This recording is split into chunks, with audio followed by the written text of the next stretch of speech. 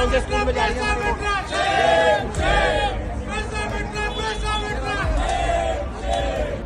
जो ये अजान की आवाज तेज आती है, इनको भी कह देना हमारे बच्चे स्कूल पढ़ते हैं, ये अजान की आवाज भी कम कर दूंगा जिस दिन वोट दोगे।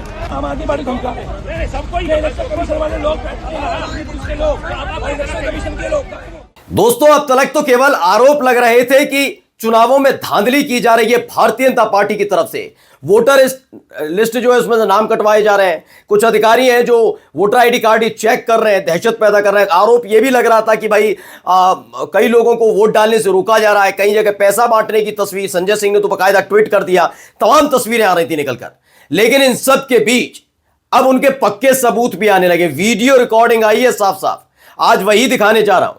तो वहीं चुनावी स्टंट भी शुरू हो गया। कल तलक महाकुंभ में हुए हादसे की वजह से बेहद गमगीन थे देश के प्रधानमंत्री, लेकिन जब उनको लगा कि 2 से 3 दिन बीत गए, हर कोई चुनावी मोड पर आ गया है और दिल्ली चुनाव के वक्त जब वोटिंग हो रही है उस वक्त कोई ना कोई स्टंट करना चाहिए, तो महाकुंभ पहुंच गए। खबर मिल्कीपुर से भी है, वहां से भी कई सबूत सामने आए हैं कि कैसे खेल करने की पूरी कोशिश की जा रही है। नमस्कार, मैं हूं प्रज्वल गौतम और आप देख रहे हैं the live TV. The live TV, सच सबसे आगे। पहले देखिए ये वीडियो निकल कर आई है, इस वीडियो को बहुत गौर से सुनिए, देखिए क्या हो रहा है, वहां लोग नाराज क्यों हैं, ये आम आदमी पार्टी के तमाम कार्यकर्ताओं ने इस घर को क्यों घेरा है। पहले मैं दिखाने जा रहा हूं, देखिए। कौन से स्कूल में जा रही है?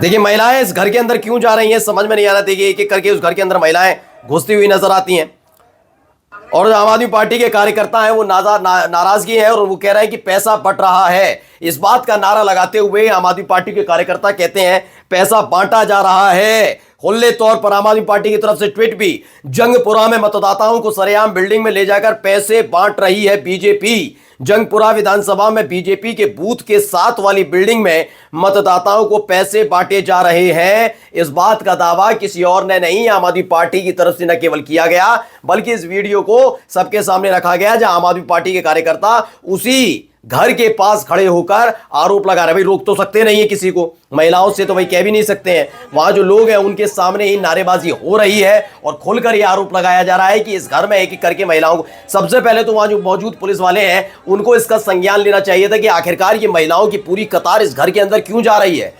एक सदस्य हो सकता है, 2, मैं कहता हूं एक घर में 10 सदस्य हो जाए, 15 हो जाए, लेकिन भीड़ की भीड़ घुसती हुई उस घर के अंदर जाए तो कोई ना कोई तो बात है ना। वैसे तो पुलिस सूंघ कर पहचान लेती है, लेकिन इस बार कुछ नहीं किया गया। इसके बाद आम आदमी पार्टी कार्यकर्ता उतरे हैं, इन्होंने कहा कि सब दिल्ली पुलिस और चुनाव आयोग की निगरानी में किया जा रहा है। इलेक्शन कमीशन अगर जरा भी गैरत बची है तो संविधान के हत्यारों के खिलाफ एक्शन लें। यह आम आदमी पार्टी की तरफ से ट्वीट किया गया है। अब एक और तस्वीर, एक और वीडियो देखिए, तेवर देखिएगा पुलिस वाले के। आम आदमी पार्टी धमका है सबको ही, इलेक्शन कमीशन वाले लोग बैठते हैं, पुलिस के लोग, इलेक्शन कमीशन के लोग।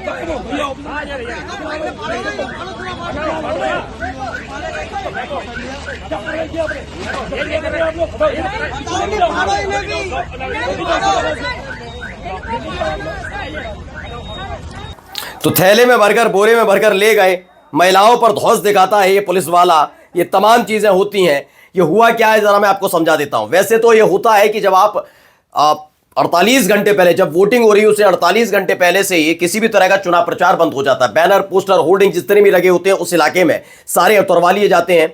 अगर राज्य भर में चुनाव है तो पूरे राज्य से हटा लिए जाते हैं। ये तमाम चीजें जहां जहां चुनाव होते हैं उससे 48 घंटे पहले।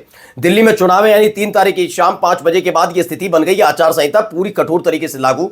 ना आप कौन जीत रहा है कौन हार रहा है दिखा सकते हैं, किसी का भाषण नहीं दिखा सकते, कोई भी चीजें प्रचार के तौर पर नहीं कर सकते।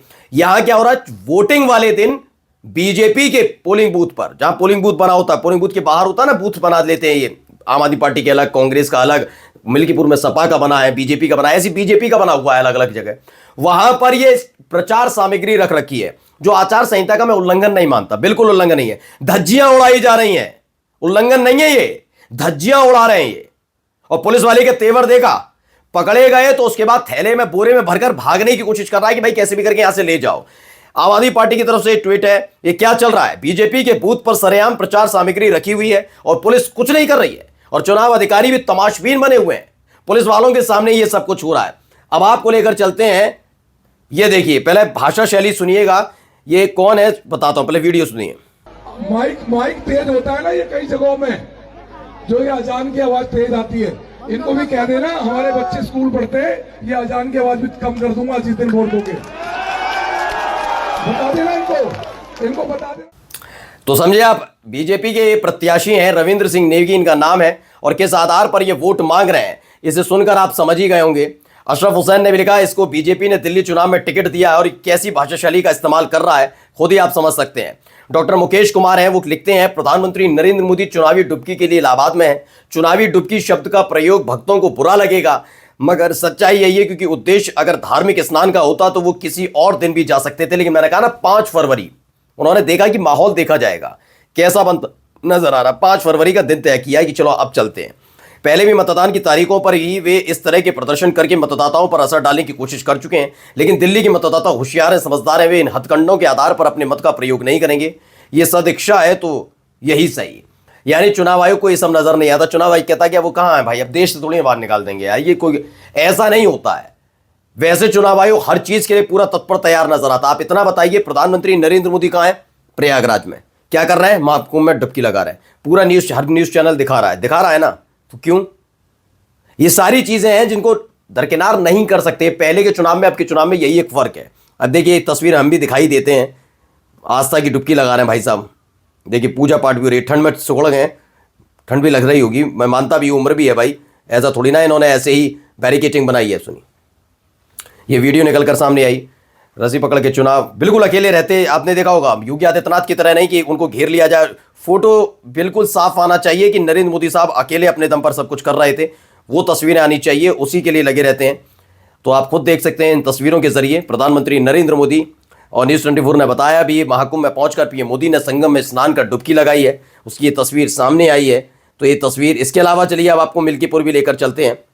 पहले ये देखिए, एक वहीं के जमीनी खबर नाम से स्थानीय पत्रकार है, उन्होंने जो लिस्ट है उस लिस्ट से नाम गायब हो चुका है। देखिए, आप मत समझाइए माता जी को, आप बिल्कुल मत समझाइए, बहुत गलत बात है, आप मत समझाइए। जो ये वो है वो सच बताएंगी। आपका नाम मिला? अभी तक नाम मिला नहीं मिला? अबे तो अरे तो वहाँ से घूम के आ रहे हाँ, देखो पहले यहाँ, लेकिन उसके बाद यहाँ से नहीं मिला तो उधर गई। इसके पहले वोट दे रही थी माता जी, नाम दे रही थी वोट। इधर देखिए कैमरे, इधर साइड इधर देखो, तो मोदी साहब का हमेशा आप वोट दे रही थी? हाँ, हम हमेशा वोट छोड़े भैया। इस बार नाम नहीं है? हाँ। क्या नाम है अपना? राजकला नाम। राजकला। हाँ। तो देखिए ऐसे वोट गायब हो रहे हैं, लेकिन चुनाव आयोग क्या कर रहा है? शाम की तैयारी कर रहा है कि शाम को कौन सी शायरी सुनाकर इस देश की जनता को पकाया जाए। अमित यादव जर्नलिस्ट ने लिखते हैं, मिल्कीपुर उपचुनाव में कई बुजुर्गों का वोटर लिस्ट से नाम गायब है। अमावा सूफी के अमानीगंज बूथ संख्या 3940 का यह मामला है, जहां पर वोटर लिस्ट से नाम गायब है। फर्क कैसे पड़ता है, हम पहले शायरियां लिखेंगे, ठीक है।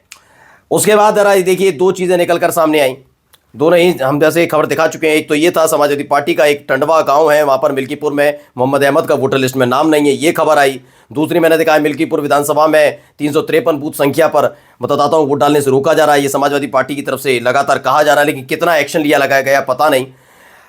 विजय विशाल ज्योतिदेव अग्रवाल हैं, वो लिखते हैं कि मोहम्मद अहमद का नाम वोटर लिस्ट से कटवा दिया गया, जबकि मोहम्मद सादाब को पर्ची होते हुए भी वोट डालने नहीं दिया गया। 2027 में सपा को इसकी काट ढूंढनी होगी। इस सरकार में निष्पक्ष चुनाव तो होने से रहा, हमें इस पक्षपाती व्यवस्था में ही अपने लिए जीत का तरीका खोजना होगा। अभी आगे देखते हैं, अभी तो आएंगे चुनाव आयुक्त, अपनी निष्पक्षता का परिचय देंगे, प्रमाण देंगे, शायरियां सुनाएंगे, बात खत्म। नमस्कार।